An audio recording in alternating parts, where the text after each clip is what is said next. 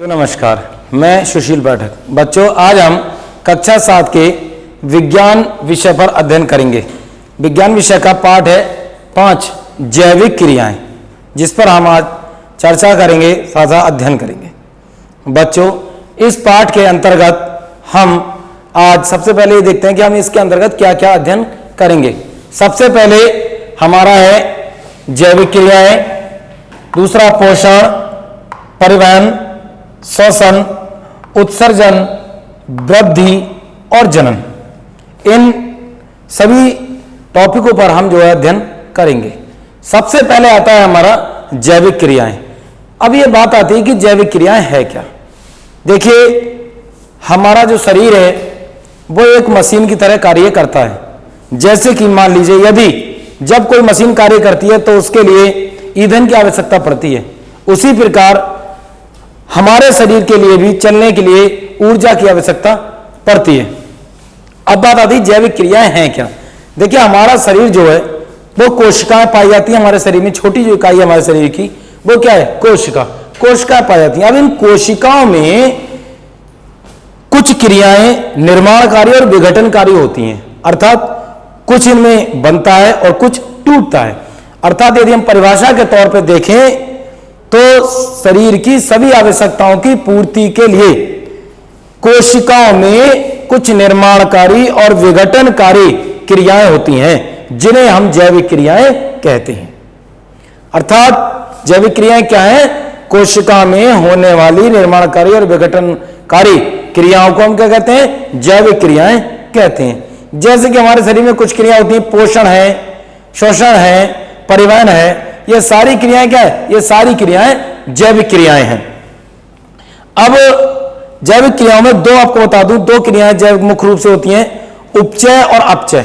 उपचय क्रियाएं क्या होती हैं? उपचय क्रियाएं होती हैं इस प्रकार की क्रियाओं में जो हमारे सरल कार्बनिक जो अणु होते हैं उनके वो मिलकर जटिल कार्बनिक अणु का निर्माण करते हैं। जैसे कि पौधों में प्रकाश संश्लेषण और मनुष्य में प्रोटीन से संश्लेषण।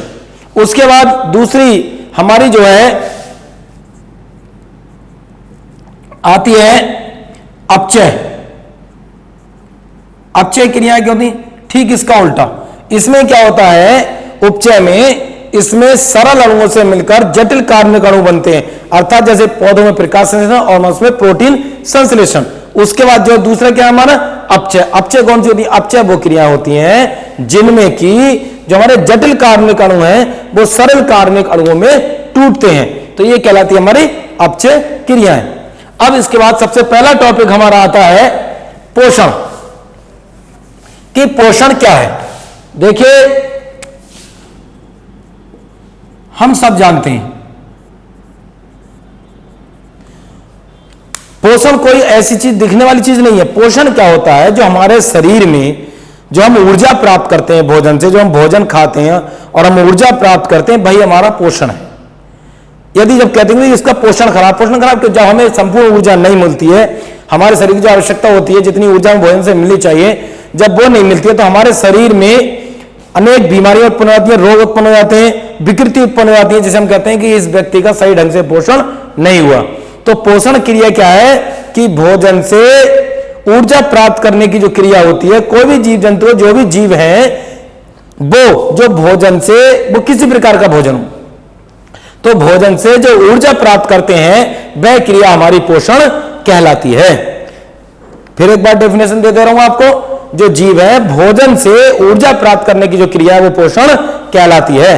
अब इसमें जीव जो है, प्रत्येक जीव का अपना अपना भोजन अलग अलग होता है। अब इस तरह के आधार पर आपको बता रहा हूं कि जीव जो होते कितने प्रकार के होते हैं। जो सबसे पहले आता है हमारा शाकाहारी।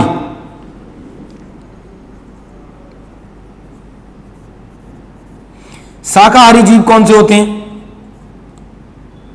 देखिए, दूसरे होते हैं हमारे मांसाहारी।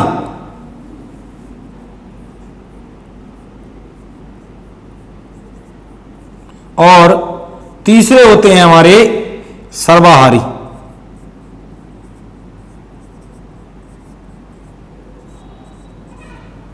अब देखिए, इसमें आता है शाकाहारी जीव। शाकाहारी जीव कौन से होते हैं? शाकाहारी जीव जो हैं वो जीव होते हैं जो पेड़ पौधों से अपना भोजन प्राप्त करते हैं, अर्थात वो मांस का सेवन नहीं करते।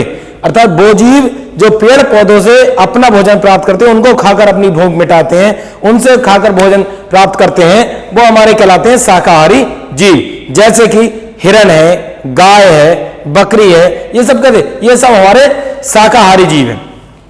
खरगोश वगैरह है, ये सभी हमारे शाकाहारी जीव में आते हैं। दूसरा आता है हमारा मांसाहारी जीव। मांसाहारी जीव वो जीव होते हैं जो शाकाहारी जीवों को मारकर अपना भोजन प्राप्त करते हैं, अर्थात मारकर उनके मांस का सेवन करते हैं और अपना भोजन प्राप्त करते हैं। वो कैसे कहलाते? वो कहलाते हैं हमारे मांसाहारी जीव। तो मांसाहारी जीव को मांसाहारी जीव है जो शाकाहारी जीवों को मारकर उन्हें खाकर अपना भोजन प्राप्त करते हैं। इनमें कौन कौन से होते हैं? जैसे मान लीजिए शेर है, बाज है, चीता है, ये सब हमारे मांसाहारी जीव होते हैं। ठीक। अब आता है सर्वाहारी, जैसे इसके नाम से प्रदर्शित हो है सर्वाहारी। सर्वाहारी मतलब सब कुछ खाने वाला, सर्वाहारी।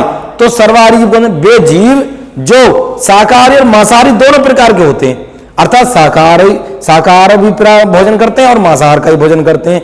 वो क्या कहलाते हैं? वो हमारे सर्वाहारी जीव कहलाते हैं। जैसे कि मनुष्य है, बिल्ली है, कुत्ता है, मनुष्य शाकाहारी अर्थात पेड़ पौधों से भी अपना भोजन प्राप्त करता है और कुछ जीवों का मांस भी वो खा लेता है। बिल्ली भी इसी तरह की, कुत्ता भी इसी तरह का है। तो जो है मांसाहारी जीव वो सर्वाहारी जीव हमारे कहलाते हैं, जो शाकाहारी और मांसाहारी दोनों का सेवन करते हैं, वो कहलाते हैं हमारे सर्वाहारी जीव। ठीक। तो शाकाहारी, मांसाहारी और सर्वाहारी ये हमारे पोषण, 3 प्रकार के जीव होते हैं पोषण बताया। अब आते हैं हम, अब देखते हैं क्या हमारा अब आता है परिवहन। परिवहन क्या होता है?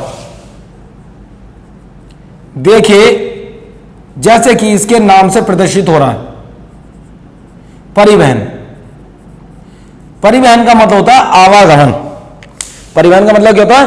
आवागमन। जैसे कि हम जब सफर करते हैं तो बसों पर लिखा होता है उत्तर प्रदेश परिवहन विभाग, अर्थात परिवहन मतलब आना जाना, अर्थात हम कहीं आते जाते हैं, वो क्या हमारा एक परिवहन हो गया, आना जाना हो गया। तो परिवहन क्या है? हमारे शरीर में परिवहन क्या होता है? हमारे शरीर में परिवहन जो होता है वो रक्त का होता है। आदान प्रदान किसका होता है? रक्त का होता है। देखिए हमारे शरीर से जो भी, हमारे शरीर में जो भी चीज होती है, चाहे वो ऑक्सीजन है और हमारा कार्बन डाइऑक्साइड है, ये सब जो लाने का और जो हमारे अपशिष्ट पदार्थ है, जो इन्हें भी जो लाने ले जाने का कार्य करता है, वो कौन करता है? वो करता है रक्त। और रक्त में जो ये कार्य को, रक्त के जो अंग हैं जो इस कार्य को, हमारे शरीर के जो हृदय के जो अंग हैं जो इस कार्य को करते हैं, वो कहलाते हैं हमारे धमनी और सिरा। जो भी जिन वाहिनियों में होकर ये कार्य किया जाता है वो कहलाते हैं हमारे धमनी और सिरा। हमारे हृदय में 4 कक्ष पाए जाते हैं। हमारे हृदय में, क्योंकि ये पंपिंग का जो कार्य करता है वो कौन कर रहा है? हृदय करता है। और हृदय में हमारे 4 कक्ष पाए जाते हैं, 2 आलिंद होते हैं और हमारे 2 हमारे निलय होते हैं।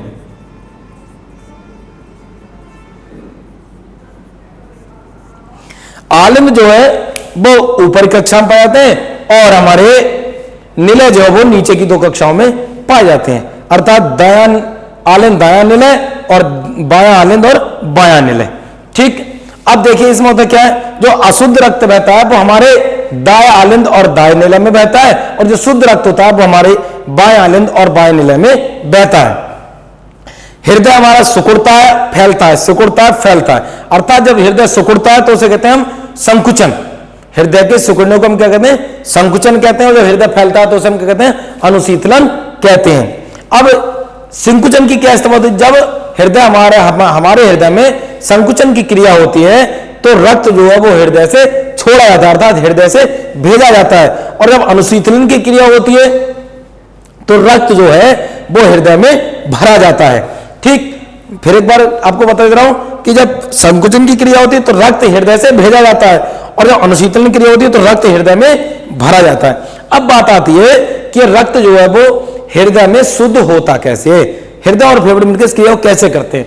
देखिए जो अशुद्ध रक्त है वो दाएं आलिंद और दाएं निलय से होकर फुफ्फुस धमनी सिरा के द्वारा फेफड़ों में पहुंच जाता है। कहां पहुंचता है? फेफड़ों में पहुंच जाता है। और फेफड़ों में पहुंचने के बाद जो बाहर से हम ऑक्सीजन लेते हैं उसके द्वारा क्रिया होती है तो वो रक्त जो वो शुद्ध हो जाता है।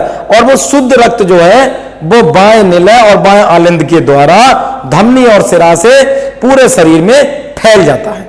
इस तरह से हमारा रक्त जो वो शुद्ध होता है। फिर एक बार बता दे रहा हूं कि जो अशुद्ध रक्त है वो जब शरीर में से आता है पूरे से, उसके बाद दाएं आलिंद और दाएं निलय से होकर हमारे जो है फेफड़ों में पहुंचता है। और किसके द्वारा पहुंचता है? फुफ्फुस धमनी के द्वारा। और फुफ्फुस धमनी सिरा के धमनी के द्वारा पहुंचने के बाद जब हम ऑक्सीजन लेते हैं, वायु सोखते हैं, उससे शुद्ध होने के बाद ये बाएं आलिंद और बाएं निलय के द्वारा धमनी सिरा से होकर सब में पूरे शरीर में हमारे फैल जाता है।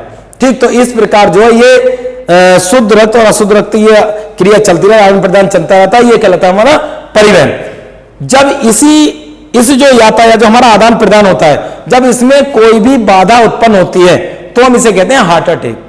जैसे एक बीमारी होती है, हार्ट अटैक आ गया कि ये हार्ट अटैक हो गया। हार्ट अटैक का मतलब कि जब जैसे आप देखते हैं कि जब कोई हम एक पाइप ले में छोटा सा और जब उसमें हम पानी चलता हो और बीच में अवरोध उत्पन्न हो जाए तो पाइप फूल जाता है और ज्यादा अगर प्रेशर बढ़ जाए तो पाइप फट जाता है। होता है ऐसा। उसी प्रकार जब हमारे हृदय में इसमें इस जो आदान प्रदान होता है, जब इसमें कोई भी बाधा उत्पन्न होती है तो हार्ट अटैक होता है और वो नली जो होती है हमारी वो एक तरह से फट सी जाती है और व्यक्ति की जो मृत्यु हो जाती है अगर उसे समय से इलाज ना मिला। तो हार्ट की जो समस्या होती क्यों उत्पन्न होती है? इसी परिवहनीय आदान प्रदान में जब बाधा उत्पन्न होती है तो हार्ट अटैक की अवस्था उत्पन्न होती है, अर्थात ये झटका लगता है। ठीक, तो हमने परिवहन देखा। पौधों में जो परिवहन का कार्य होता है उसमें पौधों में हमारे जो है वो जाइलम और फिलोम होती हैं।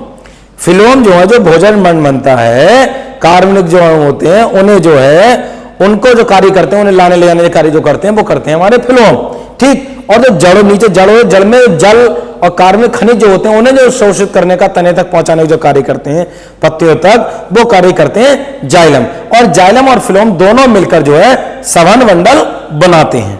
ठीक, चलिए आगे चलते हैं। आगे आता है हमारा श्वसन। समझते मैं समझ रहा हूं कि आप लोगों की समझ में आ रहा होगा। अब आता है हमारा श्वसन। देखिए श्वसन की क्रिया क्या है। श्वसन में जब हम भागते हैं, दौड़ते हैं तो हम देखते हैं हम सांस बहुत तेज लेते हैं, अर्थात वायु जो हमारे फेफड़ों में भरती है, छोड़ी जाती है, अंदर जाती है फेफड़ों में और फिर बाहर निकलती है। ये क्रिया क्या हमारी श्वसन कहलाती है। इसमें होता क्या है, इसमें जो हमारी कोशिकाएं होती हैं, रक्त कोशिकाएं होती हैं, उनके द्वारा ये जो वायु है, ऑक्सीजन जो है हमारी वायु में जो अंदर जाती है वो हमारी फेफड़ों से कोशिकाओं के द्वारा कोशिकाओं में पहुंच जाती है और कोशिकाओं में जाकर वहां पर जो पचा हुआ भोजन होता है, अर्थात उसमें जो ग्लूकोज जो पचा हुआ भोजन होता है उससे जाकर ऑक्सीकरण करती है। और जब ऑक्सीकरण की क्रिया करती है तो ऑक्सीकरण की क्रिया करने के बाद वहां पर जो है हमारा कार्बन डाइऑक्साइड और ऊर्जा का निर्माण होता है।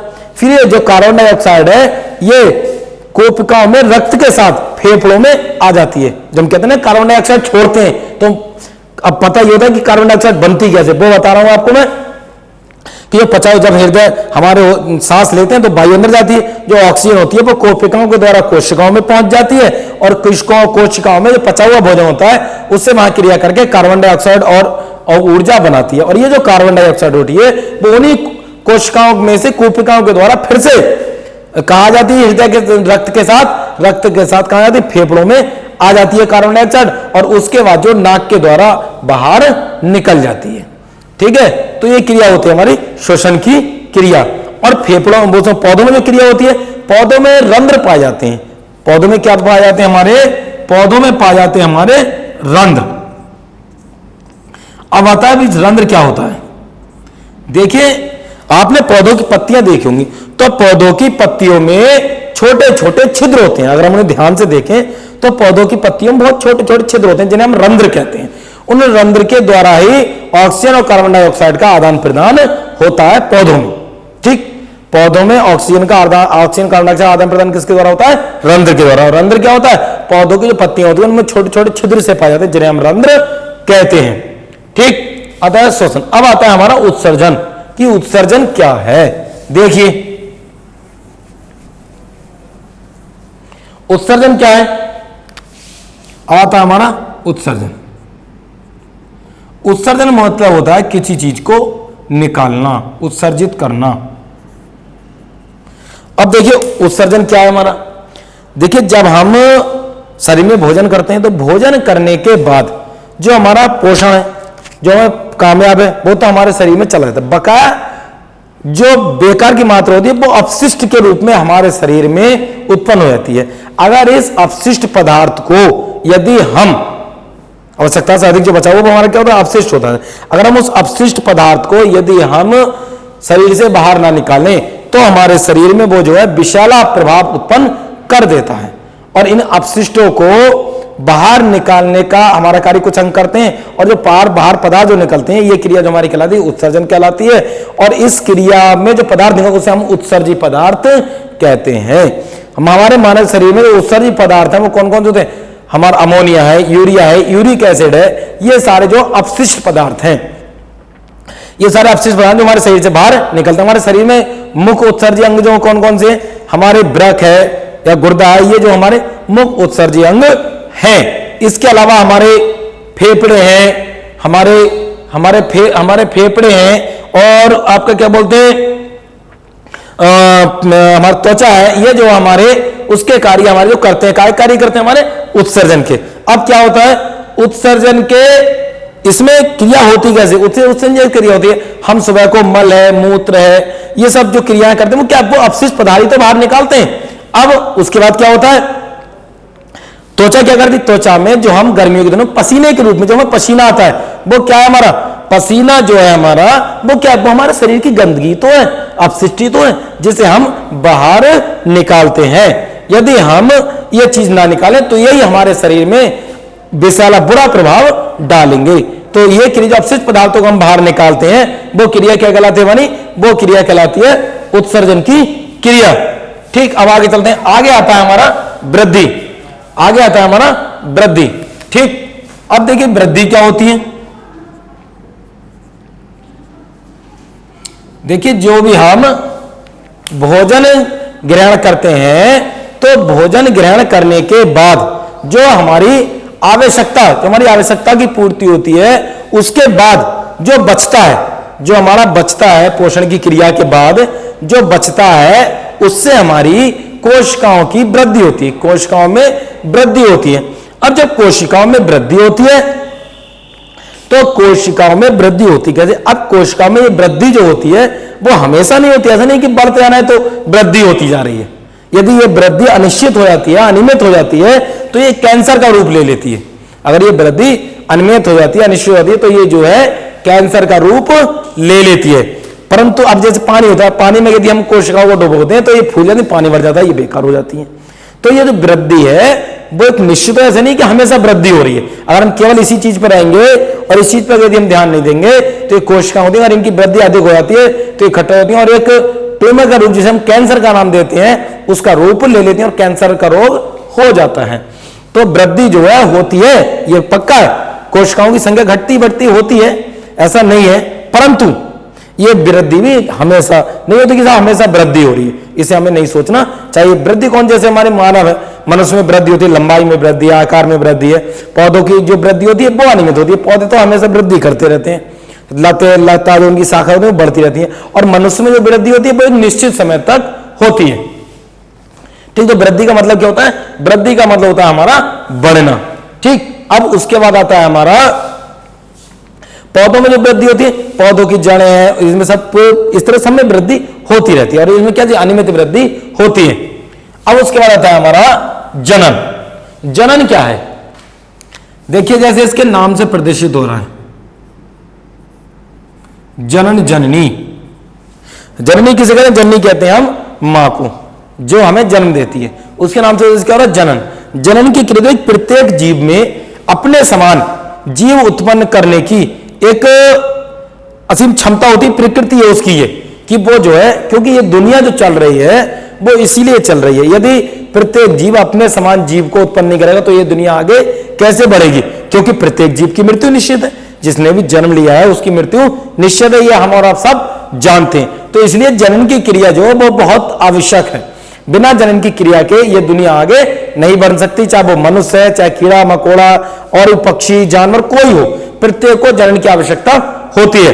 तो प्रत्येक जीव जो है वो अपने समान जो जीव उत्पन्न करता है वो क्रिया क्या कहलाती है? वो क्रिया हमारी क्या कहलाती है? वो क्रिया हमारी जनन कहलाती है। अर्थात जैसे मान लीजिए एक मनुष्य है, एक मनुष्य क्या होता है? एक मनुष्य के क्या बच्चे पैदा होते हैं, वो क्रिया क्या? जनन है। गाय है, गाय जब भी क्या नाम है अपना बच्चा देती है, वो क्या? वो क्रिया क्या? जनन है। जनन मतलब अपने जैसे हम खुद हैं उस तरह के अपने समान जीव उत्पन्न करने की क्रिया क्या कहलाती है? जनन कहलाती है।